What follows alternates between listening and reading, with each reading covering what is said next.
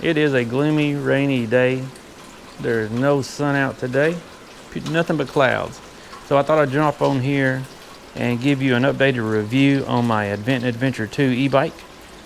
I've had it several months now, and I've got close to 1,000 miles on it. So take just a second and please click subscribe, and I'll tell you some pros, cons, some things I've changed, and how I've made it ride a little better. So let's get into the video.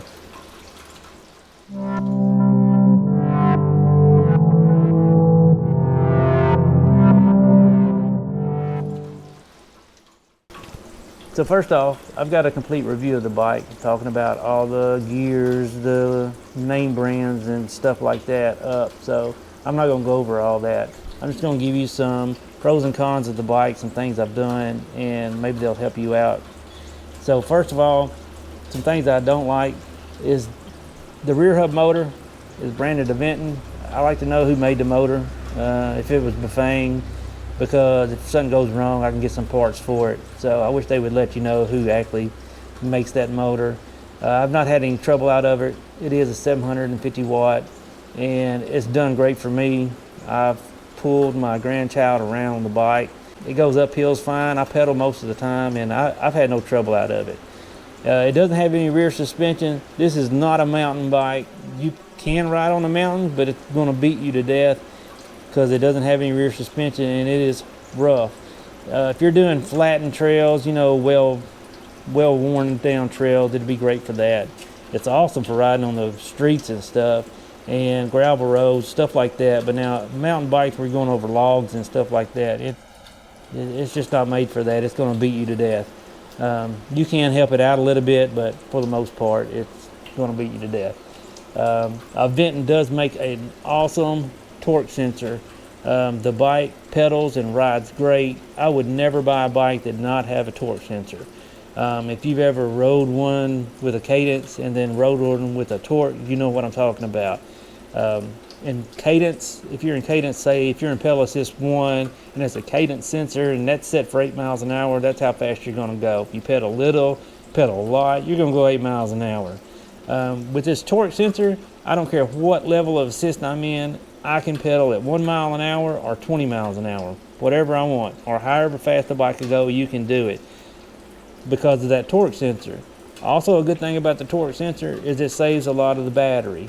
It's not always pulling the watts it needs to get to 8 miles an hour or whatever your cadence set at. This only pulls the watts that's needed. So if I'm pedaling at 1 mile an hour, 12 miles an hour, 15 miles an hour, or whatever, it knows it and it only pulls that. So out of this bike, I ride in tour mode. I find that very comfortable. Ride anywhere from 6th gear up to 8th, and I get about 60 miles before I charge it up. And that's not a lot of hills. That's, you know, just you're pretty flat ground, few hills here and there, nothing major, and it's a lot of street riding. But I get 60 miles out of it, and then I'll charge the battery out, and I still probably got about 13-20% left in it.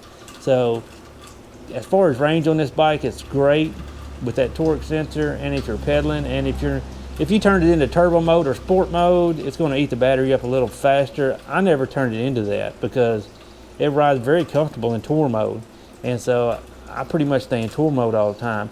I have noticed when you get about 40% on that battery, it does regulate that, how much it gives you. So when I get down to about 30%, maybe 35%, something like that, I will switch into sport mode because I just want that same easy pedaling. So I noticed it does change a little bit there, but you can adjust that by going into sport. I'm still getting the 60 miles. So the bike gets great range. A little bigger battery, I don't tell how many miles this thing would get. The tires are great. You can see they've got almost 1,000 miles on it, and it looks like they got 1,000 more left on them. I think a lot of people the heavier the bike, the harder it is on the tire. So this bike's 77 pounds, and so it's not that heavy for the tire, so they do good. The bike will ride a lot better. They're 26 by 4 inch fat tires, and there's no way you're going to take that with them spokes and make that balance that out right. It's just not going to happen. I don't care what you do. Balancing beads you can put in them, they work. But what I found was I always put flat out in my tires, and I've got a half a bag in the front and a half a bag in the back, and that fluid sloshes around, and it actually acts like balancing beads. It stopped that bounce and it's made it ride a whole lot better. So I definitely recommend that. Not only does it just prevent your tire from going flat when you run over a tack, it really helps on the ride. It really helps that bounce get out of there. Because the bike has no rear suspension, I added the Suntour seat post. If you want one, your tube size is 30.9. That's the Aventon tube side on the Adventure 2, and that's what you need. If you don't have a seat post suspension, I recommend you get one because it will change the ride of your bike 100%. I went from loving the bike to absolutely adoring the way it rides now because it rides so smooth with that flat out in the tires and that Suntour seat post. They do make a zoom seat post. There's a lot of different ones out there. Just know this though, if you ride your seat all the way down, and this is the regular size frame, but if my wife, when we first got these, she likes to ride her seat down almost to the bottom. But when you put this Suntour seat post on, it won't do that because you've got this area right here. So you've got about 3 inches that it's gonna go up some. So you can't go down, you've lost 3 inches of travel. So you need something like a zoom seat post where it doesn't have this bracket, it's just more of a spring. So I've got the zoom seat post for her so it goes down where she wants to be. So remember that when you're buying a seat post. The big complaint I hear is about this front brake. The back brake's great, the front brake makes a terrible sound. It almost sounds like a rock caught in there sometimes, or it just acts like something's catching, like it's about to just rip it apart. And so I've adjusted the brake several times, moved it around, and finally figured it out. The bracket is not right for this rotor. So the way this is angled on here, these brakes actually turn just a little bit and catches these little grooves sometimes, the brake pad, and that's what's scraping so hard. I just slammed on mine and just wore that side of that brake pad on out until it didn't do that anymore. But I'm gonna work on a bracket for that so you can adjust it just a little bit, and if I do, I'll put up a videos. But the sound you get is because that brake right there is not on that bike right. It needs to be designed just a little better so the rotor is turned just a little bit so the edges don't catch on this rotor and make that rock sound. So that's the problem with the front brake. Now the Aventon bike, would I buy it again? Absolutely. I love this thing. It's a great bike. I mean, beautiful. They took great care in the welds. You know, they just didn't leave the weld. They actually bondoed and sanded and took great care in it. The only thing I wish I would have done was got a step through. My wife's got a step through. I wish I'd have got a step through because I'm 55 and getting my leg over this thing sometimes is sometimes hectic, especially with this bag on the back if I've got something in it, or even if it's just on there, be honest about it. I catch it a lot and I almost fall a few times, but it is what it is. But stay tuned for the channel because I got another bike coming in that I'm going to do a review on, so subscribe. On the other bike, let's see, what have I changed? I changed the grips on it. I like these longer, wider grips because my hands just sit here. I get tired of gripping all the time. I got carpal tunnel, so I like them to rest. So I've got these kind of longer hand grips. I got this ram mount right here. I love these things, except this one thing. When they catch on the phone, when you spread these out, this thing turns.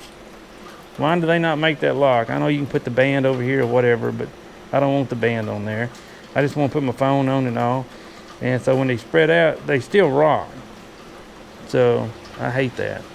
It's a good mount. It holds them tight, but I just don't like this little extra turn that you can get out of it. So these mirrors are great. These are the, I hope I say it right, Halfney, Halfney. I got them off Amazon. These are great mirrors. They mount perfect. They're perfect out just right.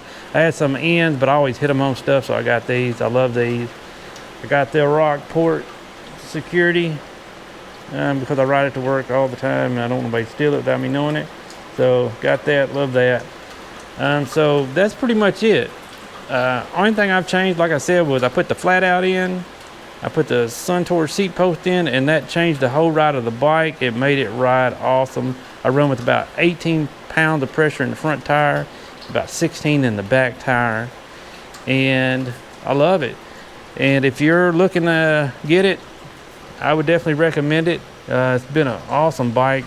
I'm sure they're fixing to really go on sale now that the ride season's about over, and you'll probably get it at a great price. So some of the things I wish they'd change, I wish they would change the blinkers or the brake lights. I wish they would mount it up here somewhere, because when you put an over bag over it, they hang over the brake lights. You can't see them really. So they're bright enough at night that you can see, you know, but somebody else would see you. But I guess they would. I wish they would move it up to here, just so when I put a painter on here, it doesn't, painter, however you want to say it, when I put it over here, it doesn't hang over it and block it really.